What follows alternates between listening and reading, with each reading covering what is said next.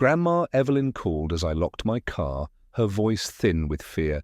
"Adam, do not go home tonight. It is dangerous." She never called me at that hour, never with that tremor. The Milwaukee wind went through my jacket. My breath went narrow. Something old inside me listened. I turned the wheel toward Michael's place, not mine. No questions, no pride, just trust. Less than an hour later, sirens split the night. Red and blue slid along bare maples and quiet porches, pooling over my street like a storm. I ran out barefoot ice, burning the soles of my feet, and watched my house, my slow-built life, stand inside a wall of fire. In the heat and the smoke, one name beat against my skull again and again. Ethan. I am Adam Stone, 35, electrical engineer, Milwaukee. If you ask, I will tell you straight. I have been the eldest son my whole life, the carrier, the payer, the hinge that lets everyone else swing while I stay still. Dad. Richard talked about duty. His hands were steady from years of welding his pride, set like concrete.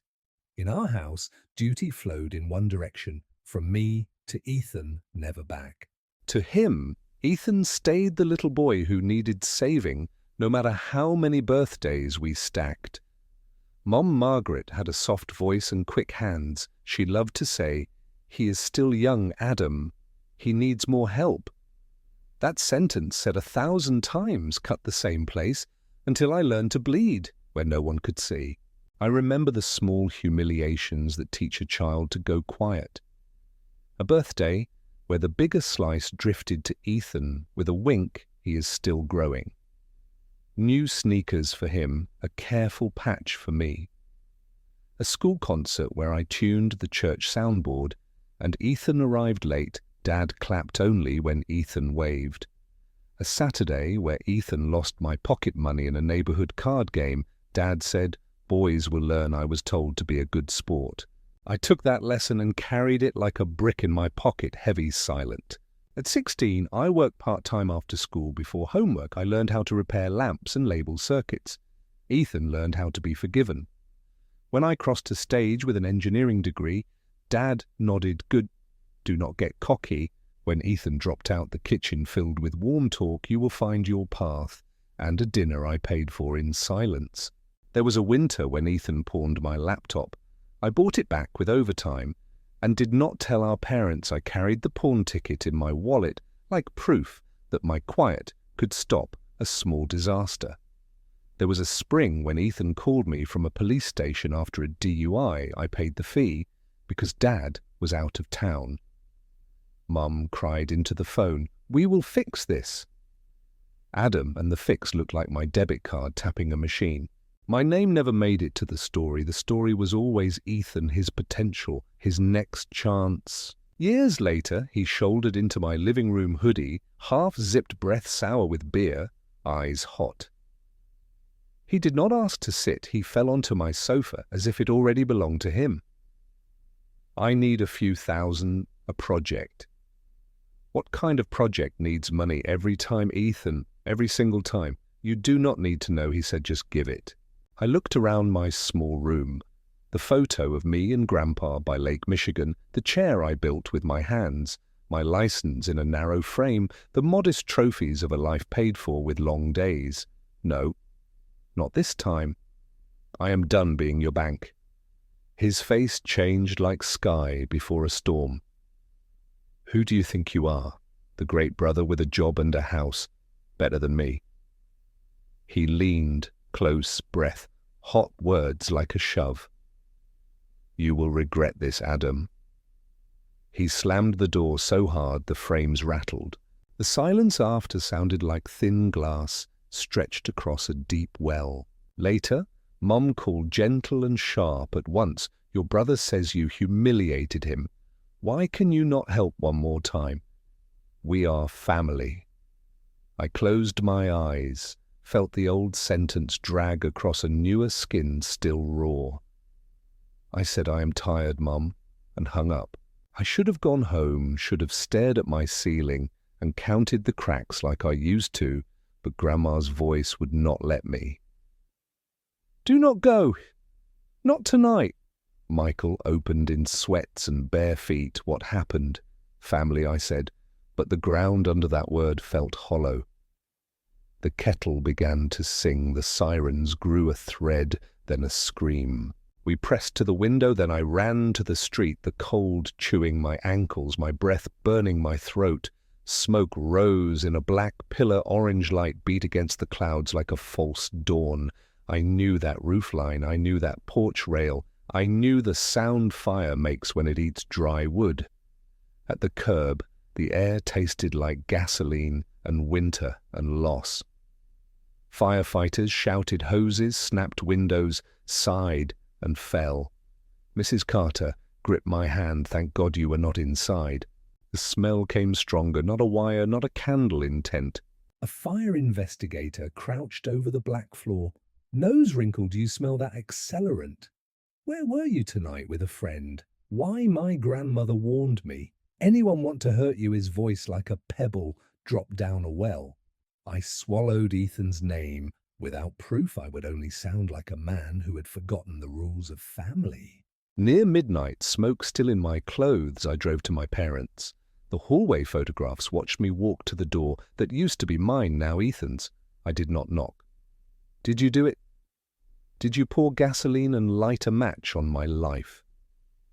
He held my stare, lip tilted, got proof. Mum slid between us, palms up. "Adam, do not accuse your brother. If the house burned, call insurance. Do not make a big deal." Insurance, a form to explain a decade, turned to ash. Dad's voice cut hard. "Family comes first. Do not tear us apart with accusations." I looked at their faces, Ethan's contempt, Dad's jaw like iron, Mom's arms around the wrong son, and behind them a birthday photo with paper crowns and a plastic star, a picture that had always asked me to pretend. Something in me gave way, quiet final. That night, I did not only lose a house, I lost the illusion that this was still a home. By morning, an email arrived. The insurance review team would need more time. "Irregularities noted. Please be advised." A call came late from an unknown number, a voice heavy with threat and smoke. "Stay out of this. Adam, let it go." Accidents happen. I saved the voicemail, sent it to Michael, sent it to myself, watched the message sit on my screen like a spider. I went to work with the smell of smoke still in my hair. I answered questions with the few facts I could carry. Then I went back to Michael's, put my phone face down, lay awake, while the radiator ticked, and memorized the sound of my own breath, so I would know if it ever stopped. Days slid into one another like rain on a windshield. At work, the numbers would not settle. Circuits curled into tight fists. The printer hummed like bees behind a wall. Laura, sharp mind, steady heart, touched my shoulder. "You look haunted." "Coffee?" I said I am fine, the oldest lie. She did not push. She left a paper cup by my keyboard and walked away.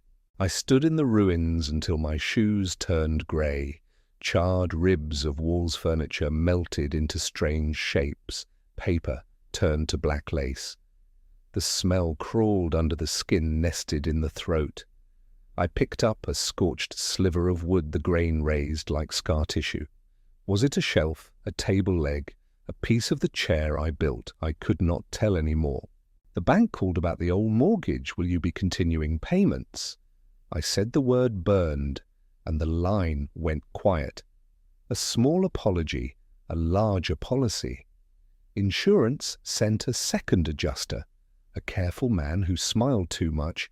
He walked the ashes with a clipboard, asked if I had insured new items, recently asked for receipts, asked if any valuable electronics were removed before the fire. I answered slowly, cleanly. I watched him write. I felt like a suspect inside my own life. HR wrote to schedule a check-in just to make sure you have what you need. I sat in a glass room with a woman who said all the right words about wellness and time off her pen never stopped moving. I promised to keep work separate from the fire she handed me, a brochure I left with the sense that something soft had teeth. At night, I tried my parents again, as if a different hour could change a truth. Ethan sneered. Dad ordered. Mom cried where the ground could not drink it. Stop, Dad, said enough. I stopped, not because the truth moved, but because I had. I was done shouting at a wall. I went to Grandma's room. The lamp threw a soft circle. She took my hand, light as a finch and twice as fierce.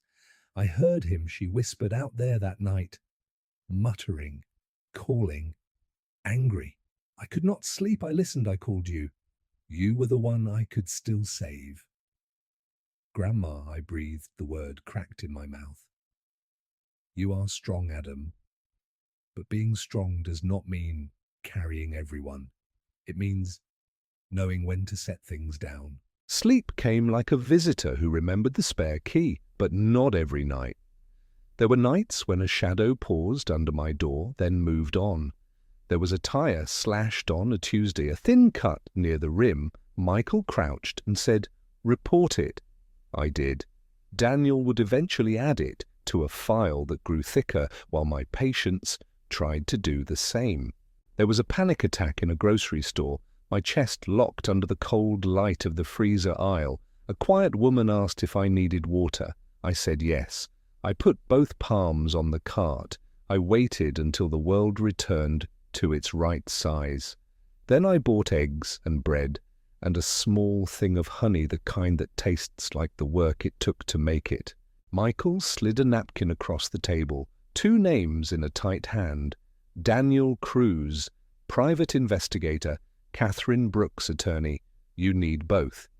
Daniel listened to the whole thing, the threat, the call, the fire, the hallway, where love chose the wrong son.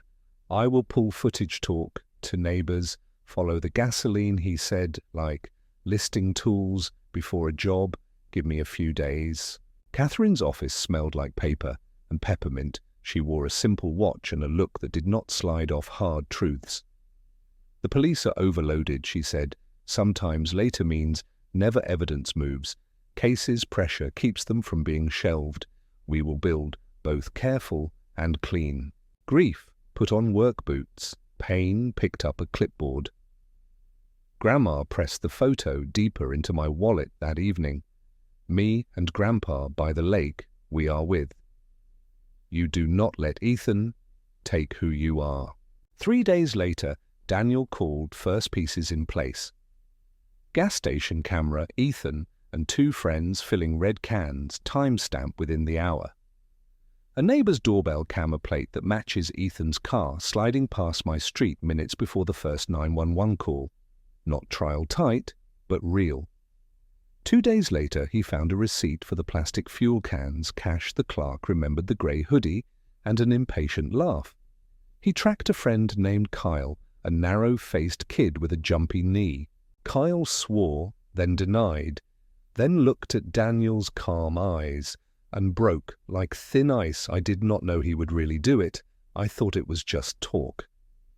Daniel wrote every word, slow and neat. Catherine lined the stills on her desk, straight edges, clean corners. We will build a simple timeline. We will notarize a short statement, and we will plan a controlled confrontation. Keep your voice low, your words clean. Document everything. Think of this as a boundary, not a trial. Thanksgiving, I said, they will all be there. Then let the truth sit at the table, she said. Daniel walked me through the back lot, behind the station, a sheen of oil, a blind corner in the camera, a guard who let us scrub frames until our eyes watered. We spoke to the janitor, who remembered 2 men chuckling too loud, the night clerk who remembered a finger drumming on a counter, the baker's boy who remembered a laugh that did not fit the hour, little nails to hold the frame. Catherine also warned me about retaliation. Save every message, photograph, every scratch. If a threat arrives, we will seek a protective order. If a shadow lingers, call the police, call me, call Daniel. I nodded. Fear did not vanish. It learned a name It learned a place to sit that was not on my chest. Rebuilding starts with hands before it ever touches wooden brick. Michael brought groceries with that lopsided grin. You are not skipping dinner. Laura dropped a second-hand lamp. It is ugly, but it turns on, and we laughed because light is still light, even when the lamp is not beautiful. I began to run in the mornings again. I stretched in the kitchen with a towel across my foot. I ate eggs at a chipped counter. At night, I sanded a pine board, the sound, steady the grain rising like a soft tide. My hands remembered how to make things smooth, my lungs, remembered how to fill my heart, remembered a rhythm that was not panic. Insurance sent another email. Irregularities remain. Please. Provide proof of new purchases. Catherine sent a letter back with tidy fury. Here is your proof. Here is our timeline. Here are the investigators. You may call. The next reply was softer. We appreciate your patience. I printed it and filed it, and I stopped reading the last line twice. At work, I took the job. No one wanted a board. No one could trust. Labels peeled and notes like a riddle. I stripped it, laid it out, labeled clean, drew a diagram a new hire could read. The lead signed off with a nod I did not need, but liked. The printer hummed as always, but inside me something steadied. Mom texted Adam. Come home, let us talk. Do not make your brother the enemy. Family does not take family to court. Dad called, voice smaller than I remembered, son. Do not go too far. We are one house. I did not answer. Boundaries are stitches. You do not rip them out on day 2 and expect the skin to hold. One night there was a thud outside my door, a shuffle, the slow drag of a shoe, then nothing. Daniel told me to log the time he sent a short note to the precinct. He said the quiet after a warning is often real. For a while the hall respected sleep. Laura offered to help choose a mattress. You cannot rebuild your spine on a borrowed couch, she said. We lay on 2, then 3, then the one that held me without swallowing me whole. The delivery guys carried it up narrow stairs and called me boss with tired smiles. I made the bed and stood there, hand on the quilt, learning the weight of a room that finally said mine. On the counter, I kept a list, short lines, long, patience call. Daniel call, Catherine call, the adjuster, run 3 miles, replace the smoke detector, buy a second lock, eat, sleep, breathe. I checked, boxes, added new lines, kept moving. Milwaukee does Thanksgiving like a quiet hymn, steam on windows, pies, cooling on back steps, sweaters with elbows gone soft. At my parents' house the table was full, knives lined like silver soldiers.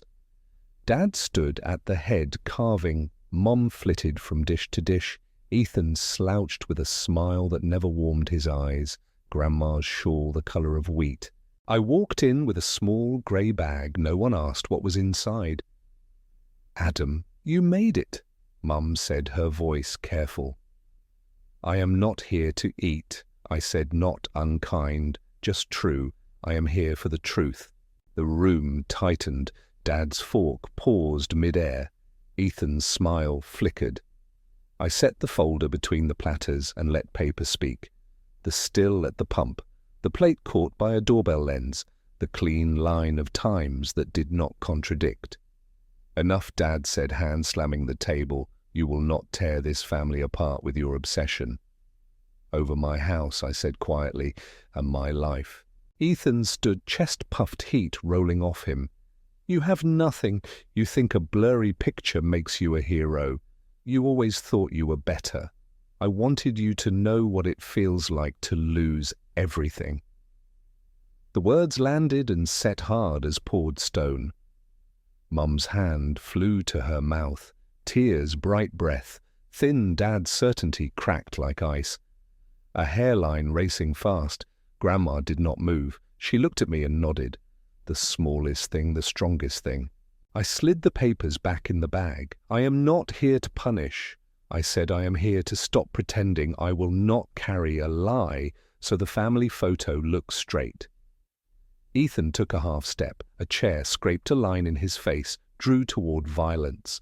The front door opened. Daniel stepped in like air, returning to a closed room. He did not say a word. He did not need to. He stood where Ethan could see the size of the world beyond this table. Mom reached for me. We can talk. We can fix. But talk had always meant hush, and fix had always meant fold. Not this time. I kissed Grandma's temple, lavender, and old paper. You did good, she whispered so soft only I could hear. Outside, the air cut clean through my shirt. It felt honest. Healing is not a hug and a slice of pie. It is a line in ink, a choice about which weight you will not lift anymore. 2 days later, Dad texted, then called. The messages stiff the voice. Small come by, let us talk. Not yet. Mom wrote a long message that began with I was blind and ended with do not press charges. I paused at the comma between those two truths, set the phone down, and let that comma be a wall I did not climb. The neighborhood learned the story in crooked lines through hedges and garages and driveways. Some people looked away, some looked longer. Respect is a house too. It burns when you ignore what leaks. I walked with my shoulders square and my phone ready. I slept with a new lock that clicked like a sentence ending in a period, not a question. On Tuesday, Daniel called steady as ever. Formal case opened. Your packet. Helped. They will bring Ethan in. The rest will move at the speed of paper and people. I signed for a modest place at the edge of the city. 2 bedrooms, a narrow living room, morning light pooling on the floor like something kind. I built a table on a Saturday measure, twice sand. Slow finish by hand. When I turned it upright, it did not wobble. I smiled like a fool. Laura brought mismatched plates. They are all survivors, she said, grinning. Michael came with a box of cookware and bowed tonight. We feast badly. We cooked. We burned the first pan of onions, then did them again. Slower we learned which burner lied, which simmered humble. We ate with our elbows on the table, and our shoulders almost touching. The laughter sounded different in a room I owned again. A week later, Michael drove Grandma over, careful across the potholes, cursing like a gentleman when the shocks complained. I helped her up the steps, felt the bird-light strength in her fingers. Inside she touched the lamp, the table, the chair I built, her eyes bright. It suits you, she said. We ate simple roast chicken potatoes with too much butter, green beans bright with lemon. Halfway through she set her fork down and took my hand. You did it, Adam. You are no longer the boy who endures, so others feel comfortable. You are the man who stands, so the truth can breathe. I am still sad, I said. I think I will be for a while. Sadness is the tax we pay on loving people who do not always know how to love us back, she said. Pay it and keep your house. After dinner we washed dishes that did not match. We dried them with a towel that left small threads. We put them in a cabinet I had leveled myself. The door closed with a clean click, a sound I did not know I needed. We watched a game with the volume low. Grandma dozed with a blanket to her chin. Michael argued with a referee who could not hear him. Laura laughed at both of us. When it was time to go, we walked Grandma to the car under a sky that was holding its snow. Our breath made small clouds. Our steps were unhurried. I tucked the blanket around her legs, kissed her cheek, watched the taillights drift into the quiet street. Back inside, I turned off lights one by one. The house settled with friendly clicks in the bedroom. I took Grandpa's photo from my wallet, his hand on my shoulder. Lake Michigan, a sheet of silver. I set it on the nightstand. The scars will stay. Fire leaves marks. So do words, but scars are proof of healing, not of ruin. I lay down, pulled the quilt to my chest and let the quiet come, not the old quiet, the one that meant I was swallowing things I should have said, but a new quiet built of choices, bordered by boundaries, warmed by people who show up with lamps and laughter and time.